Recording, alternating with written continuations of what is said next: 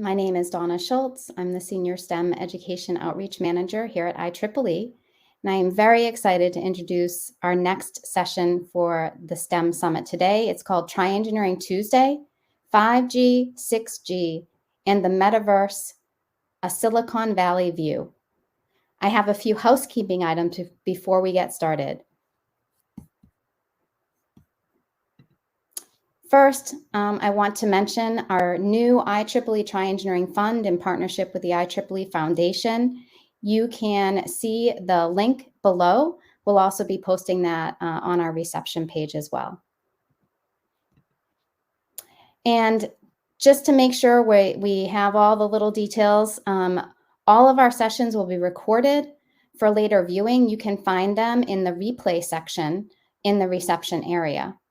And during the presentations today, make sure to post your speaker questions into the chat section on the right of the window, and then we'll be able to push those up onto the screen for the Q&A sessions.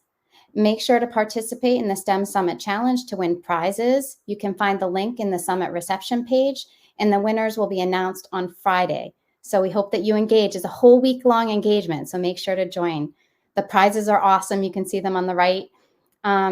And don't forget to join the continued STEM Summit conversation on our social media channels. We have Collaboratech and Facebook communities, and make sure to use your hashtag STEM Summit.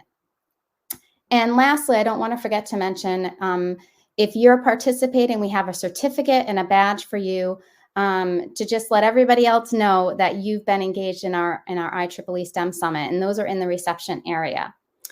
That is it for our housekeeping items, and I want to introduce my colleague, Lynn Bowlby, who will be leading today's session. Lynn?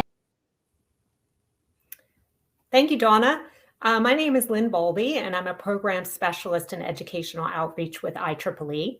And thank you for joining us for today's session in partnership with the IEEE Communications Society. Allow me to introduce our presenter today, Mischa Dohler, Chief Architect at Ericsson, Inc. in the Silicon Valley. Mischa, can you tell us a little bit about yourself? Well, hello, good morning, good afternoon, good evening, everybody. So yeah, my name is Mischa. You know, I had a very different kind of idea about life maybe 25 years ago. I wanted to become a musician. Right, so I still love piano music, and I like to perform. I like to compose. So I was really on that roadmap to becoming a professional pianist. But then my mother said, "Look, there's loads of really good pianists going into the conservatories around the world, and you know, one of them makes it at the end of the day. And the rest plays in bars and weddings. And is that what you want to do?" And I thought about it, and you know, that time I also liked physics and maths. I said, you know, let me keep that as a hobby, and then I'll do the sciencey part as a career. So I started physics, actually. You know, I started my undergrad's physics degree, and then I pivoted to electrical engineering for reasons related to my then girlfriend. That's a story on its own. But so I became an engineer overnight, which was quite an adventure. And you know, and then the rest kind of history. I went into telecoms. I joined you know, King's College back then. Did my PhD at King's in London. Then I left you know, King's, and joined Orange, France Telecom. So I got some industry experience. I then moved on to Barcelona, where I started my own company. Was called back by King's College in London, became a full professor in 2013, and the director of the telecom center there. And we built the world's first 5G system. I did a lot of societal outreach. And now I went into a sabbatical, and the sabbatical became a job offer. And right now I'm in Silicon Valley as of 12 months ago, enjoying the sunshine in California, the good food, great company, fantastic nature, and of course, technology. That's really the center proposition of Silicon Valley. So this is a little bit about myself in a nutshell. That makes sense, Lynn. Great. Thank you so much for sharing that. So you might be asking yourself, what is TryEngineering Tuesday? Well, it's a combination of two things. It's this session, which we have available by recording. And it's also a student resource that resides on the TryEngineering.org website under the Teacher tab. And the resource includes 4 sections: Explore, Discover, Inspire, and Share. And we're going to dig a little deeper into each section with Mischa. So first, Mischa, let me just switch to the next slide here.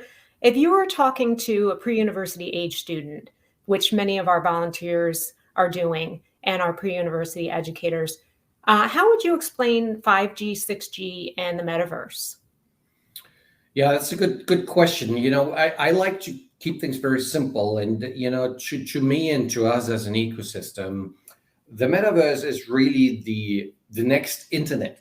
If you think about it, we are really transiting now into a world where the internet will be much more immersive. So currently the internet, you have to use it on your smartphones, on your computer, you need to type in manually. It's quite a 2D experience in a sense as you scroll through text on your screen and you try to make sense out of that.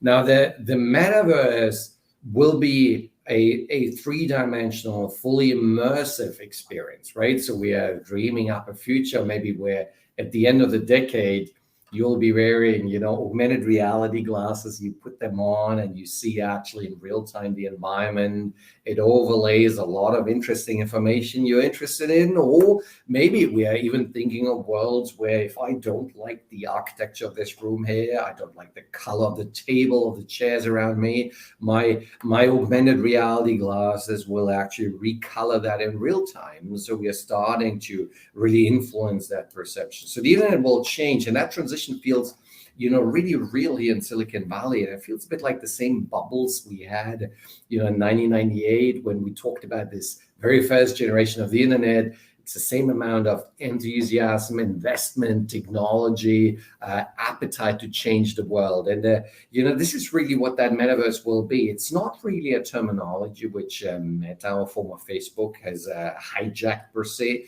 It is really an operating paradigm. Right, so that this is the future internet. Now, 5G and 6G is one of the enablers to make it happen. Okay, so we can't make it happen without the right devices. We need the right devices. We cannot make it happen without the right networks because we need to connect these devices in real time to get all the metaverse information up and down. And we need applications, right? So there are always these 3 things which need to come together: applications, devices, and networks. And so therefore 5G, 6G is an enabler. Metaverse is really where we want to be. And it's kind of that Uber term for that next generation internet, if that makes sense. Absolutely. Thank you so much. The metaverse is actually a newer term to me, so I learn so much by just hearing you discuss that and just hoping to explore that more myself. So first, we're going to talk a little bit about the Explore section of the student resource. And that section provides career connections and ways to learn more about the topic. In this month's issue, and you'll see in the chat section a link to that issue, you can dive even further into how 5G and 6G will make the metaverse a true reality by reading an article from Forbes magazine. But let's talk with Mischa to learn more about his work. Mischa, can you give us a glimpse into what you do? Right. So I have a global role really in terms of, giving presentations, keynotes, panels, really drive that thought leadership on all these emerging technologies, such as the metaverse and, the 5G, 6G ecosystem. So that's one part of my role. Another important part I have is on regulatory kind of almost regional involvement. So I sit on the board of Ofcom, the Spectrum Board of Ofcom, which is the UK regulator, and I also sit on the advisory committee of the FCC, which is the US regulator. I'm probably the only person who sits on both boards, and these are hugely influential and important regulators because whatever FCC and/or Ofcom come up with is often, used as a default implementation or choice around the world. So, and what I'm trying really to do is to help the regulator to shape, to make sure they're fit for purpose for all these exciting emerging technologies which are coming. So, specific example, right? So, Question is now, do we have enough spectrum for 6G? And we are currently helping to answer that question by doing estimates on, how much capacity do we need to provide by the end of this decade if we really want to have everybody on the planet wear augmented reality glasses. So these are very important decisions which need to be taken today, so we are prepared for the future at the end of the decade. So that's the second thing. And the Silicon Valley gig is really engaging with all the players you can imagine here in Silicon Valley to understand how to connect these devices with the networks to really make sure that no matter where you're on planet Earth, you get a superb experience. You really get a very good experience in terms of immersion, very good experience in terms of immediacy. That's very important for this new emerging internet where data needs to be transmitted, almost in real time. And the reason is, I explained that to you. Your engineers on the call, so I just want you to understand it. As I put on my augmented reality glasses, it now starts to project something into my eyesight, overlaying my real environment. So as an example, I have a cup here where my coffee is in there, and if I want some steam to be projected on here in my AR glasses, I can do that. It's no problem. And we would probably use an edge cloud to render that. It's all transmitted in real time. But as I move my head, I would like to have the steam stay on top of the glass, right? So I'm moving my head, but my AR image is spatially persistent, as we call that.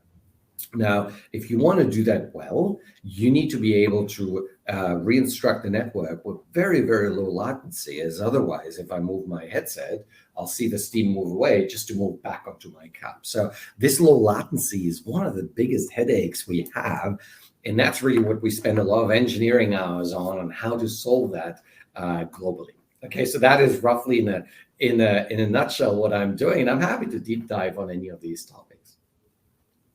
Fantastic. Thank you so much. It sounds like you have a very exciting job and enjoy what you're doing.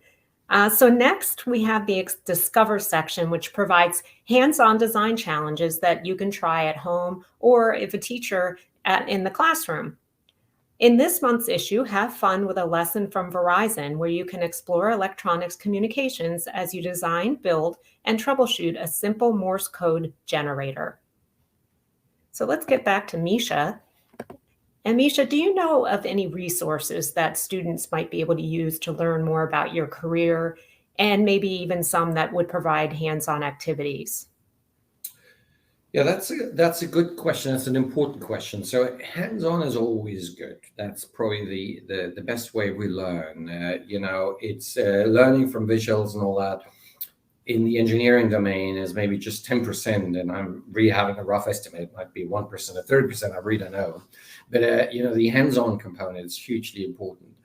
And the interesting thing is, as we move now into this part of the century, we don't have that siloed world anymore where we only do electrical engineering or electronic engineering, or we only do mechanical engineering, or we do computer engineering, computer science.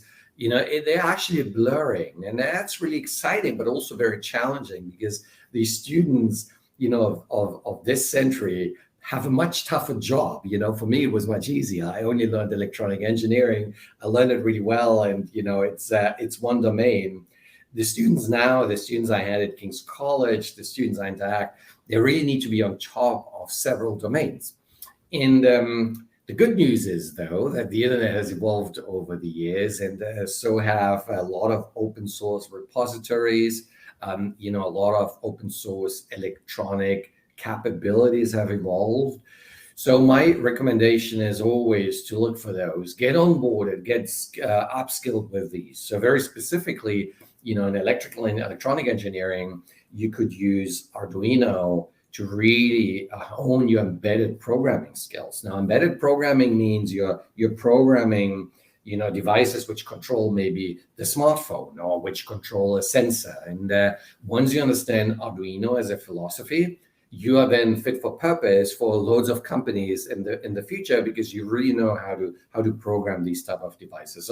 And they're very cheap. You can buy them off the internet, costs very little money, and you can really get onboarded. There are a million of tutorials out there, and you should just do it. Get your hands dirty, fail, succeed, fail. You need to try that. Then there's Raspberry Pi.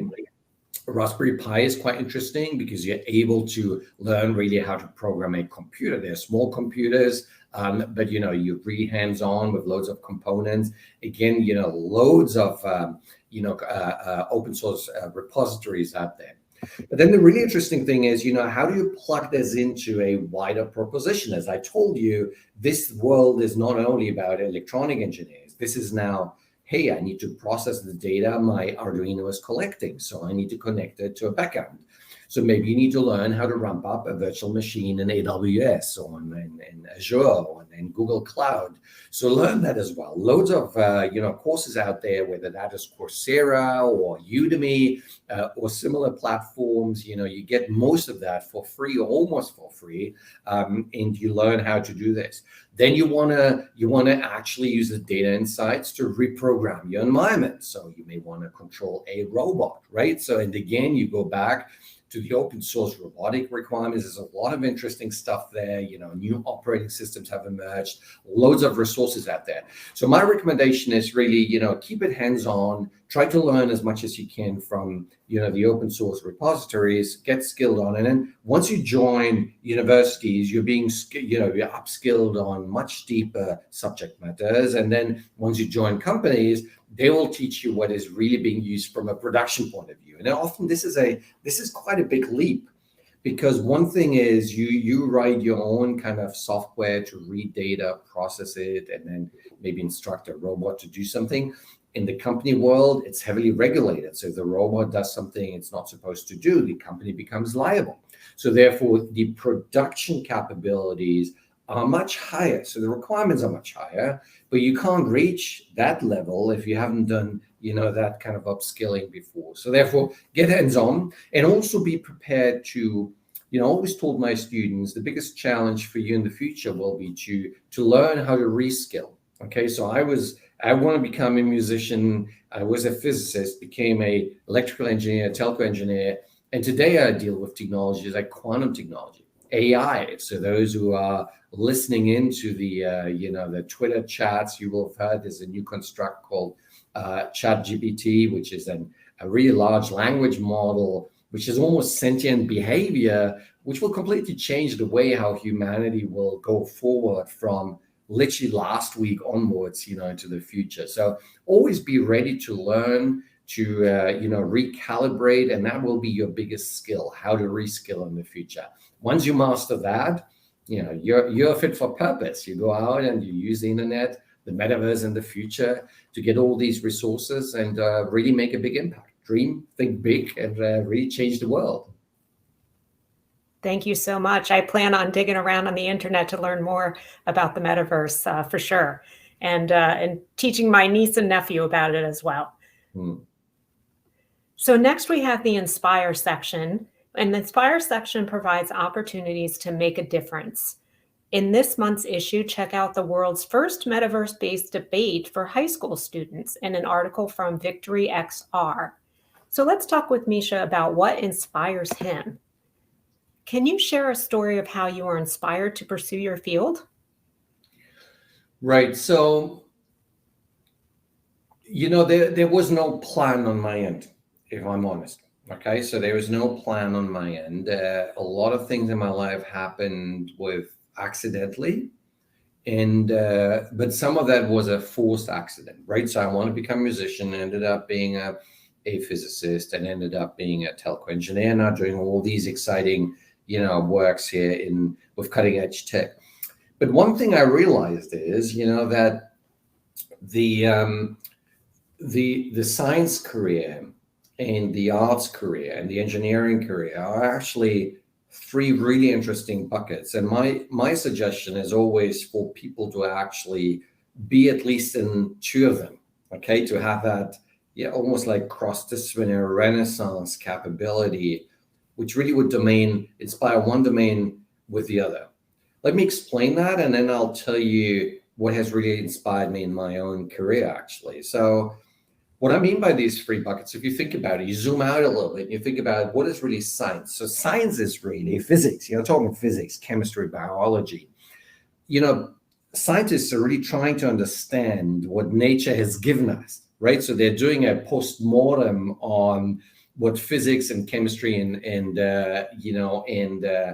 biology and other fields have actually come up with. It's a given. It's a given. It's observable, and we are building capabilities to observe that. But really, science is about understanding what nature's given us, billions of years ago, right? So that's it. Art is really about, an artist is really trying to deal with the present. So it's a very here and now kind of field, right? So an artist always tries to understand, hey, from a political point of view, what's happening, what can I paint to kind of represent my views on that. As a musician, I would sit down and often just improvise, almost like a diary. It was, I'd come home, sit on the piano and just play, and compose, just on this here now. Engineering is a very different proposition. Engineering is really building the future. Okay, we as engineers, we start with a blank sheet, right? So if you think about it, just behind me, if you look at it, whatever I come up with, it looks like this. It's just blank. There's nothing there. And we can, as engineers, we can really dream up the future. We are building something from scratch. There was nobody thought about us being able to fly 200 years ago, and yet we fly. Nobody thought about Elon Musk being able to build a self-driving car or rockets which can fly into space and come back. So as engineers, we literally create magic, from scratch. And I love that, right? But often it inspires, really, it's my engineering career has been really massively inspired by my arts career, right? So I compose. If you go on Spotify, you will find 5 albums of mine on there. I keep composing. I've launched actually my 5th album a while back, 2017 in LA. I did a performance there. So I love it. And when I came to London, when I returned to London, what I really was after is saying, hey, can I marry my engineering world with my arts world? And so what we did when we rolled out 5G, to demonstrate the power of 5G, rather than just presenting a box and millions of lines of codes, we thought, let's show society what you can do. So I flew to Berlin, and I played the piano under the Brandenburger Tor. And my older daughter, Noah, she stayed in London, and she sang from the Guildhall, which is quite an iconic place in London. And we were connected with a very low latency 5G connectivity. And she was beamed into Berlin through a holographic comms. And I was visible in London for the same technology. And we built this emotional bond, being 1,000 kilometers, 1,000 miles separated. And yet it felt like Noah was with me, right? So when I was playing that night, I really struggled not to cry because it was so emotional that we were able to show really to the world that, look, this is the future. We're building technology where you don't need to be together, and yet you get that same emotional bond as if you were together. And that really has been driving me. It really has inspired me all the time. How can we kind of, almost in a Renaissance way, cross-pollinate different disciplines and really push the envelope on all of these disciplines, not just one, right? So, and that really has been driving me, Lynn, if that makes sense. Absolutely. And thank you so much for sharing your passions. I love that you have a music background, and I will absolutely be looking on Spotify to check out your albums. So I hope everybody else will do the same. So one more question for you. What ideas do you have for students to give back to their community? That's a great question. Is a really great question. So, maybe 10 years ago, I would have said, look, as a student, you really need to build first your career. You need to get, experience. And once you have reached a good mid-level or high-level point in your career, it's important just to go back and give back, right? So, and I've been really doing this because I'm very conscious that my career was enabled because there was somebody who took care of me when I was your age, right? The student's age. And it was great because you have these guardian angels. They enable things. They open doors. They inspire you, to tell you what to do. They guide you. And you need that. But at some point, you are going to be at that point where you can do this to others. And so always, make sure you send that elevator back and remember where you came from. And, you need to reconcile that with your working bandwidth. And I'm trying as hard as I can. I'm really trying to help students as much as I can. I'm available for, talks like these, also physically here in Silicon Valley. And that's quite exciting. I love that. But I think also, given the modern times, given the power of social media, just to see how TikTok has exploded, how new tech capabilities are exploding, I think the ability for you guys, students, of any age, to share in real time is hugely important. And, you share, the community sees that, they build on this, they do something else, they share that. So we see that accumulating effect of exponential innovation. And that can only happen if you share. You have the means of doing this. 10 years ago, I didn't have that. I didn't have TikTok. I didn't have LinkedIn. I didn't have, all the tools we have. But you have that now. So therefore, record things. Make that part of your, daily routine when you play around with your Arduinos, or you program something in AI. Fire it on GitHub, get it out, make a little video, get it on TikTok, get it on Twitter. If you're on Twitter, I doubt you're on Twitter. I'm on Twitter. It tells you enough probably how old I am. But, so you just get it out. That's important. I'll tell you a story why that is important. So interesting, most of you probably will have gone through calculus, right? So calculus is a fairly advanced field of mathematics, and a lot of people think it was invented really by Newton and Leibniz, maybe I'm not sure the exact numbers, a few centuries ago. In reality, it was invented more than 2,000 years ago by two priests, which have actually come up with the methodology. And rather than sharing that with the world, they've put it back in the temple, and there it was hidden for centuries until, the likes of Newton, Leibniz came up essentially with the modern version of that. But Newton and Leibniz had something they didn't have back then, and these were books. So the books essentially in 500 years ago were the TikToks of that world, right? So knowledge was got this really, knowledge was spread essentially in a very consistent way. It could be reproduced. And that really led one thing to the other. And we suddenly saw things being taken off. And my argument is always, humanity is today where we are in 2022 because what happened with calculus 500 years ago, okay? Now, I ask you a very, very, very simple question.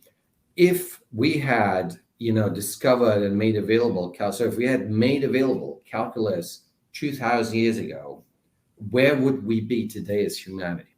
Okay, we wouldn't be in the year 2022. We would be in an equivalent year of 4,022. Okay, so we would be in a very different stage. Probably would have conquered the universe already. So therefore, sharing knowledge, as small as it seemed, as small as that one-pager, two-pager by Leibniz and Newton was, it changed the world. It took a while, changed the world. So therefore, don't estimate your small findings. Don't estimate, don't underestimate the stuff where your learnings, things you do well or things where you fail. Share that with the community, and we will accelerate that knowledge build, hopefully, for the years to come. Thank you very much. And speaking of sharing, our next section of the TryEngineering Tuesday is the share section. And that encourages you to share what you've learned when using the TryEngineering Tuesday resource, and also what you might have learned during this session. Use hashtag TryEngineering Tuesday on your social media platforms. And also be sure to share any photos of any hands-on challenges you complete or your students complete, or even as a teacher, you might try out as well. And so we'd love to see those photos shared out there on social media. So now we'd like to open it up to questions for Mischa. He can answer those live. So it looks like the first one has been popped up here. So what will be the benefit of the metaverse for the society as a whole and for the future of STEM outreach? That's a great question. And My answer is a very personal answer, and of course I don't have the crystal ball for that. But let's work on the hypothesis that the metaverse will be the next internet. So it will be a platform rather than just people getting into some virtual reality headsets and playing games. So we're really thinking much bigger. We're really thinking the metaverse being that next thing for society. You think about the internet today, the internet has really transformed every aspect of society, whether that is personal, whether that is for educational purposes, whether that is for business purposes, governmental purposes. The internet has just really acted as this platform where we're not able to pinpoint a winning application. We call it a killer app, right? So something which is like really completely standing out. The internet doesn't have that, and that's great. It's just become this all-encompassing tool. So we run with the hypothesis that the metaverse will be the same thing, but the internet here will be much more immersive, right? So we get data in real time, very immersed, and as you walk outside using augmented reality, maybe even still your mobile phone, so there's no problem with that.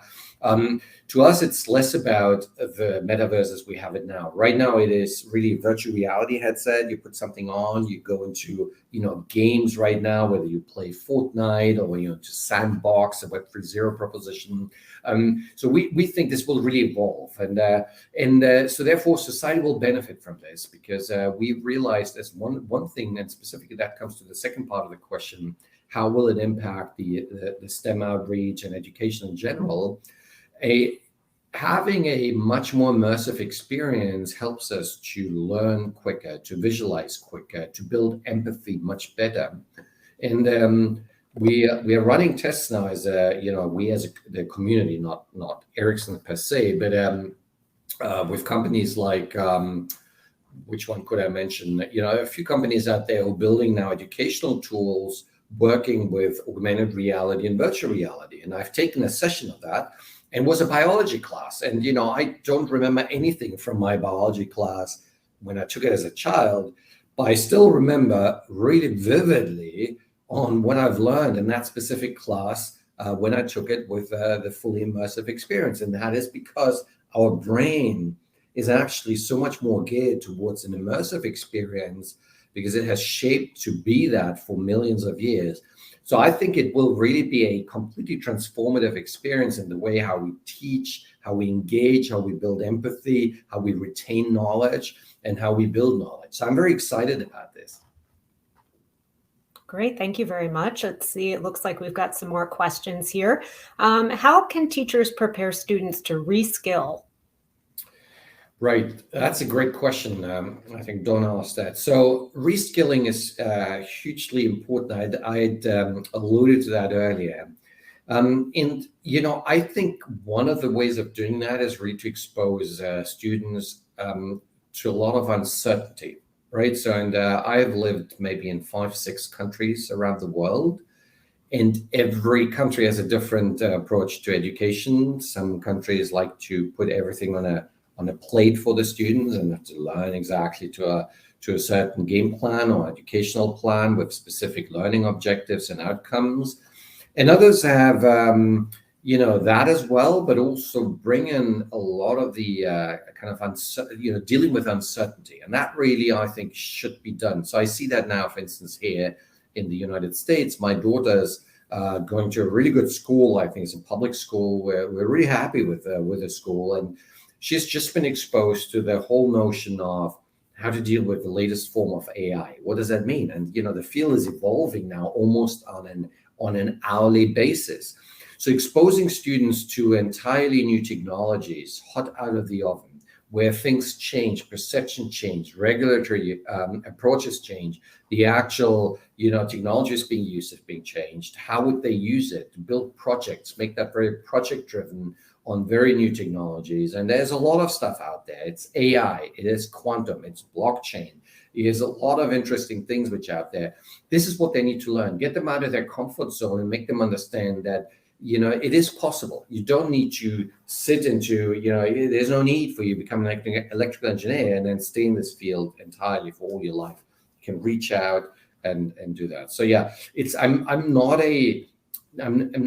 really a professional in building curricula, but that's how I would do it. So expose them really to that uncertainty and show them that you can succeed by reskilling.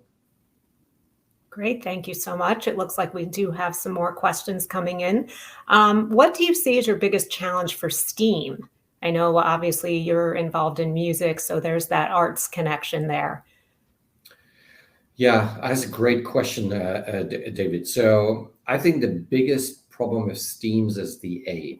It's really the arts, right? So, and I've seen it really now over the years, the last decades. It's because nation states try to compete, of course, with each other. The rankings come out, and the rankings we have, in my opinion, look at, and I don't want to say a wrong set of KPIs, key performance indicators, but at an incomplete set of KPIs, right? So it is very much, how well do you do in maths and how well do you do in English? So, and the curricula all kind of build around this. And that is a real pain to me, because I think, the A in STEAMs is very important. The arts thing, the emotional part, the creative things, the intangible, the long term, the unmeasurables. How do you get this properly in there and really make, governments and schools understand it is as important for the mental well-being of students and society as being a good mathematician or good in English or writing, whatever your native language is, in Spanish, etc. Right? So we need to fight that, and it needs to be a fight. Even if you think you won this, it needs to be continued. I maintain, it needs to be fully equilibrium. I've seen schools that have actually almost entirely abolished arts, and that really pains me. It really pains me. And that maybe is an answer from my end. I think the engineering side also comes a little bit too short, maybe because it's more difficult to teach. And I'm actually hopeful that maybe the metaverse, with a more immersive type of capabilities, will be an enabler to teach more hands-on domains easier in a more better and effective way. Physics is generally a topic, students don't like.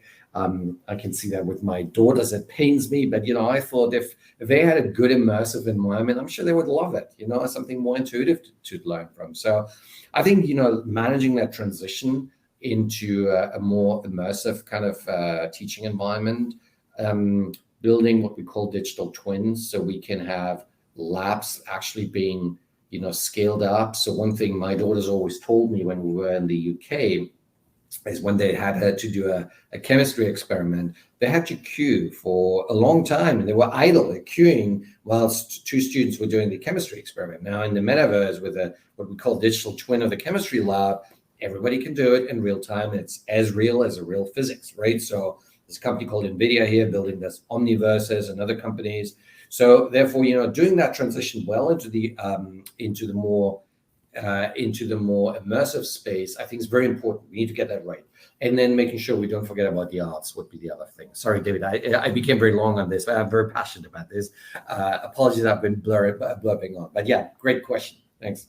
No, that was fantastic. Thanks so much for giving us the detail. Looks like we've got one more question for you. Actually, there's another one that just popped up, so perhaps two questions.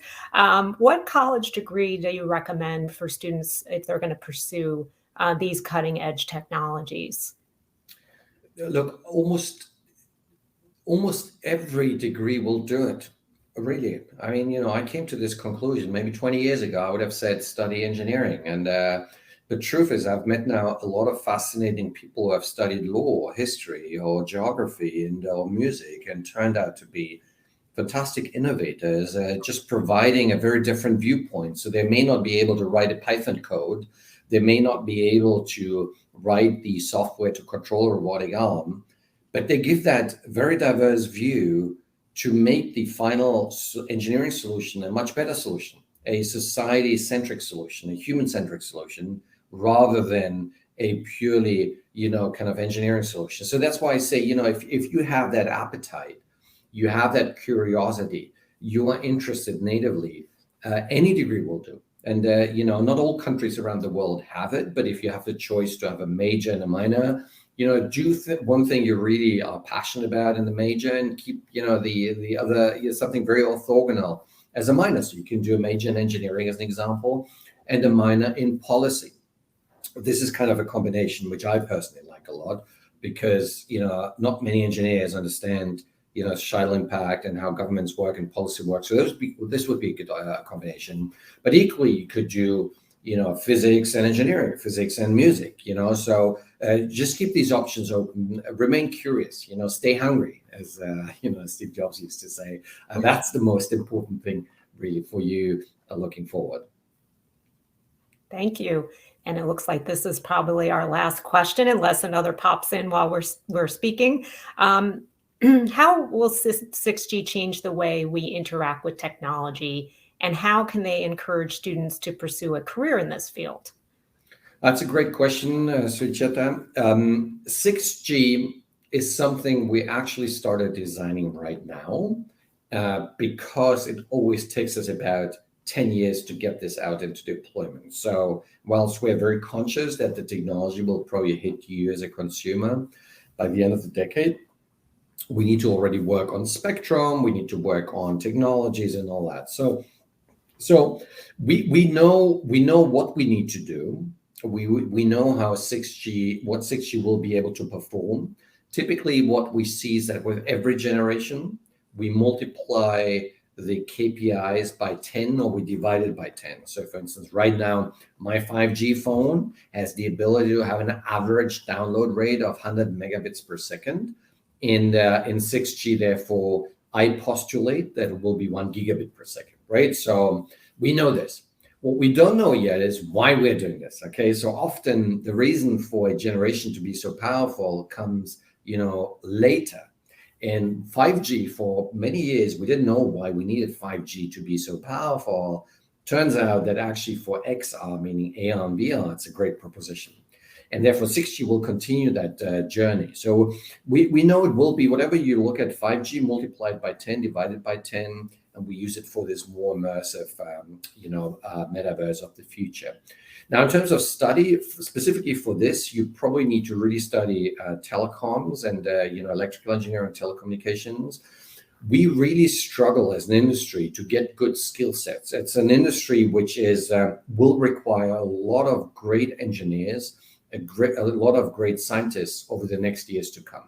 The reason we struggle is because there are other fields which on the surface appear much sexier. So if you listen to students, they love AI, they love blockchain. And of course, in an engineering degree, initially you actually don't learn that. You learn the basics, you learn the currents, Maxwell equations. It's a bit more painful. But as you go on with your career, 5-6 years from now, as we go into year 26, 27, or even earlier, 25, I think the job market for engineers will look really great because we lack that skill at the moment. And I encourage everybody to do as much engineering as they can. And if they can get knowledge on adjacent fields like arts, policy, and computer science, it's going to be a diamond, right? You will do really well for your career. Thank you. Thank you. Well, it looks like we've got one more question that's popped in. We've got a very engaged audience today, which is fantastic. The last S in STEAMS stands for soft skills. Could you please discuss the importance of soft skills? Oh, that's great. I was wondering, what does the S stand for? I've never heard about this. I love it. And you're really bringing this, it's super important that we get the soft skills right. And I have actually, when I was at King's, I convinced King's College to open up a new course on soft skills. And I was teaching that. I was teaching soft skills, entrepreneurship, leadership, to our undergrad students and our postgrad students, because I believe that the ability of, engineers, scientists in general, to be really a great team player, understand what are the human propositions, understand difference between management and leadership, understand their role in society, being able to communicate is hugely important. And with my companies, I've seen that. Sometimes I have brilliant engineers, but if they were not able to get that soft skill right, there were actually often a toxic element in the company because they just couldn't, it just wouldn't fit, right? No matter how brilliant they are, because of the lack of soft skills turn out to be very, very toxic. So the ability to inject this very early on into the, into the mental capabilities of students is hugely important. I always argue it has to be done at school and as early as possible. But then, if we can fortify that and consolidate that at universities, we need to do it. If your university doesn't have that, you must introduce that. It was really a game changer and actually a very attractive proposition for students to sign up with King's College versus other universities which did not have a soft skill curriculum. So great question. Thank you, Dave. I thank David too, because I've not heard of the term STEAMs either. So we've learned something new today. So thank you, Mischa, for joining us today and sharing your thoughts and insights and experiences working with 5G, 6G, and the Metaverse. We truly appreciate your time. Thank you. Thanks for having me, and looking forward for engagement. Thank you. Cheers.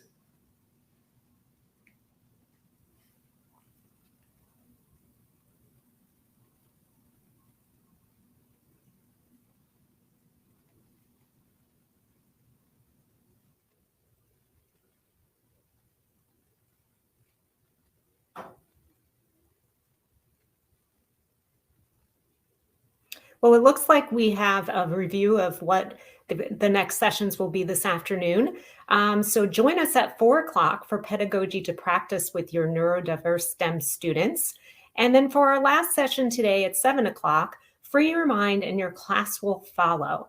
So we hope you will come back and join us for those 2 sessions later today. And thank you so much for joining this session.